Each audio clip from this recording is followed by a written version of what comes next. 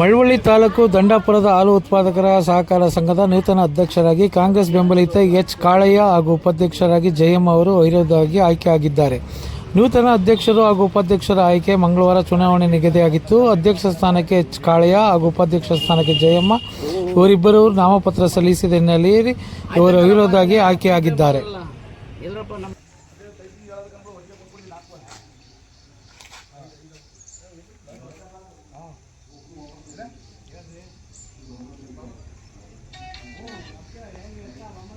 ನಮ್ಮೂರ ಡೈರಿ ಸಂಸ್ಥೆಯನ್ನು ನಾವು ಕರೆಕ್ಟಾಗಿ ಮುಂದುವರಿಸಿಕೊಂಡು ಕರೆಕ್ಟಾಗಿ ನೀಟಾಗಿ ಹೋಗ್ತೀವಿ.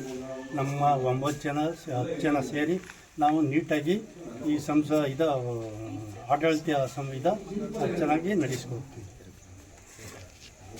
ತಡಪುರ ಗ್ರಾಮದ ಹಾಲು ಉತ್ಪಾದಕರ ಸಹಕಾರ ಸಂಘದ ಏನು ಈ ಬಾರಿ 5 ವರ್ಷದ ಆಡಳಿತ ಮಂಡಳಿ ಚುನಾವಣೆ ಇತ್ತು.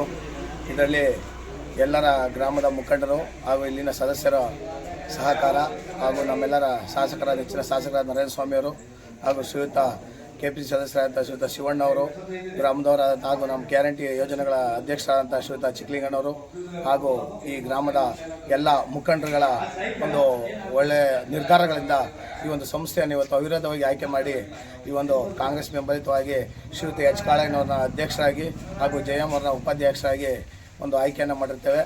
ಈ ಒಂದು ಸಂಸ್ಥೆಗೆ ಎಲ್ಲದಕ್ಕೂ ಈ ಒಂದು ಚುನಾವಣಾ ಪ್ರಕ್ರಿಯೆ ಆಗಲಿ ಮತ್ತು ಅವಿರೋಧಿ ಆಯ್ಕೆಯಾಗಿ ಸಂಸ್ಥೆಯನ್ನು ಯಶಸ್ವಿಯಾಗಿ ಮುನ್ನಡೆಸಲು ಸಹಕಾರ ಕೊಟ್ಟಂಥ ಗ್ರಾಮದ ಎಲ್ಲ ಮುಖಂಡರಿಗೂ ಹಾಗೂ ಜನತೆಗೆ ನನ್ನ ಪರವಾಗಿ ಧನ್ಯವಾದಗಳನ್ನ